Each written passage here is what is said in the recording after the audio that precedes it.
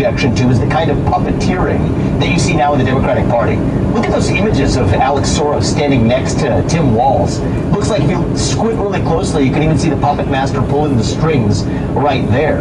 And that, I think, is the ultimate irony. The party that will tell the poor in this country that the rich people are screwing you over are indeed the very rich people who are speaking that message to people and deceiving them. What's at stake here? It's the status quo, where effectively the people in power blow the woke smoke. They'll tell you, give you your victimhood narratives for yourself, so they're able to preserve greater power for their own interests. Nowhere do we see this more pronounced than in our foreign policy. I think this war in Ukraine does not best serve American interests, and Donald Trump is right to want to bring peace to that conflict. Yet you do see a global establishment almost goading on the furtherance of that war in a way that doesn't advance American interests. Now, the climate change agenda is the same thing. It doesn't help the United States, it helps China, and helps the people who make money here off of it. Those are the kinds of issues where it's not traditional Republicans versus Democrats, but that's really what's at stake in the election. Well, we're out of money. We're out of money. We're $35 trillion in debt. We pay $1.2 trillion a year in interest on the debt before we do anything else.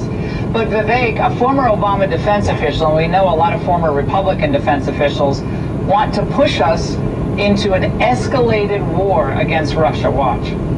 It's really important for the international community to give Ukraine the tools that it needs, these long-range missiles, and not to tie its hands behind its backs, not to restrict Ukraine in how they use these weapons.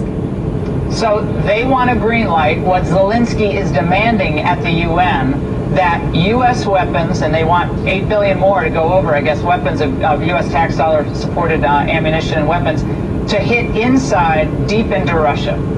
Where does that take us? Is that what the American people will vote for?